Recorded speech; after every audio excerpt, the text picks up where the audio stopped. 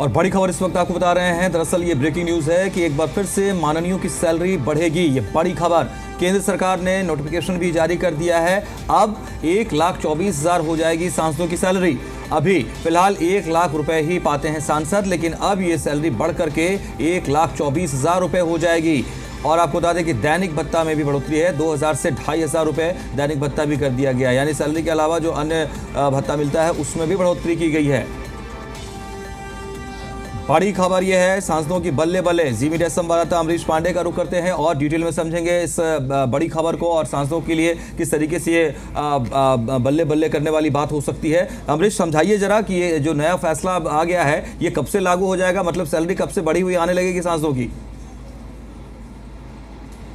देखिए, सांसदों की जो तनख्वाह बढ़ने का फैसला है उसको लागू करने की डेट है 1 साल पहले की, यानी कि पिछले साल 1 अप्रैल से ये तनख्वाह जो बढ़ोतरी है वो लागू हो जाएगी। यानी कि सांसदों को पूरे 1 साल का एरियर भी मिलेगा। जो ये बार जो मार्च की तनख्वाह आएगी उसमें 1 साल का एरियर मिलेगा और ये तनख्वाह लगभग 25% से ज़्यादा की बढ़ोतरी इसमें देखी जा सकती है।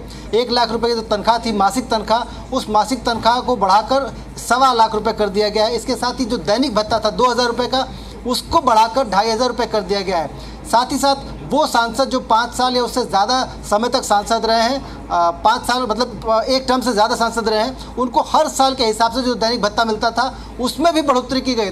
साथ ही पूर्व सांसद जो हैं उनको जो पेंशन मिलती है, जो कि पहले लगभग 25,000 रुपये थी, उसको बढ़ाकर 31,000 रुपये कर दिया। तो कुल मिला के ये देखा जा रहा है कि एक बड़ी बढ़ोतरी सांसदों के तनख्वाह में हवाला दिया गया है कि इन्फ्लेशन ज़्यादा हो गई है, तो उस इन्फ्लेशन को ध्यान में रखते हुए उस इन्फ्लेशन इंडेक्स के हिसाब से जो रिकैलकुलेशन है सैलरीज का वो इस तरह से किया गया है ताकि सांसदों को उनके जो दैनिक काम है, जो लोगों की सेवा करने में जो दिक्कतें आ रही हैं, उसका रिम्बर्समेंट ढंग से मिल सके, उसके लिए सैलरी बढ़ाई जा रही है। और ये सैलरी बढ़ेगी 1 अप्रैल 2023 से, यानी कि पिछले साल की जो फाइनेंशियल ईयर है उससे ये जो है सैलरी हाइक वो लागू हो जाएगी। यानी कि मार्च की जो तनख्वाह मिलेगी वो लगभग 2.5 लाख रुपए मिलेगी सांसदों को, जिनकी तनख्वाह पिछले साल तक लगभग अब 1,80,000 रुपये थी, वो बढ़ के हो जाएगी 2.5 लाख रुपए। जी, तो कुल मिलाकर के अब एक विकसित भारत का संकल्प भी है अमरीश, जिस तरीके से प्रधानमंत्री का, केंद्र का हम कह लेते हैं।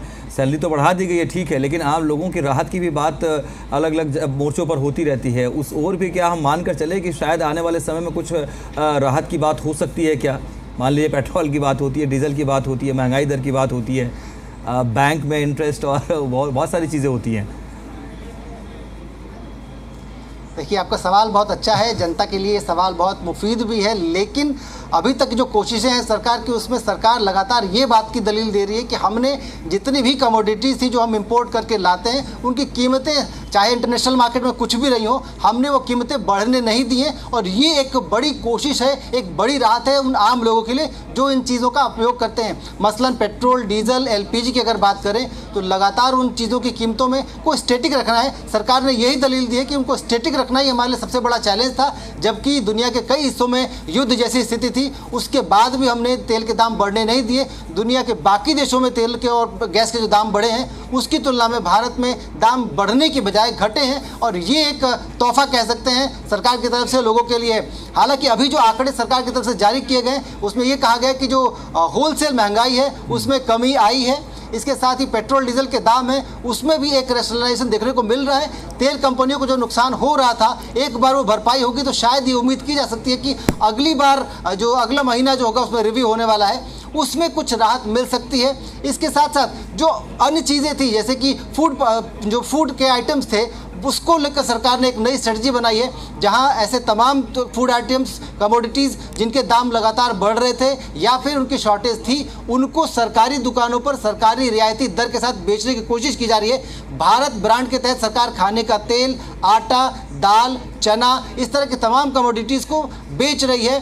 साथ साथ कुछ ऐसी दुकानें जिनके साथ टाई अप किया गया है और जो लोकल दुकानदार हैं उनसे भी कहा जा रहा है कि वो सरकारी दुकानों से ये चीज़ें उठाएं और अपने दुकान पर लोगों तक पहुंचाएं। तो कुल मिलाकर कोशिश सरकार की यही है, लेकिन जो कोशिश सरकार ने सांसदों के लिए की है अगर वैसी कोशिश जनता के लिए होगी तो शायद जनता को जल्दी इसका राहत मिलेगी। अच्छा अमरीश, ऐसा लग रहा है कि सैलरी बढ़ा दी गई है, भत्ता भी बढ़ा दिया गया है, काम पर ज़्यादा लगा दिया है। अब लग रहा है प्रधानमंत्री नरेंद्र मोदी ने अपने सभी सांसदों को, चाहे पुराने हों जुड़े हुए, चाहे अपने सांसद हों या अन्य जो सांसद जो कहते हैं कि काम कैसे करें, पैसे की कमी हो जाती है। मतलब काम करिए, अब आप, पैसे की कमी नहीं है, सैलरी लीजिए ठीक से, बढ़ गई सैलरी, लेकिन जाइए अपने अपने क्षेत्रों में जनता के बीच।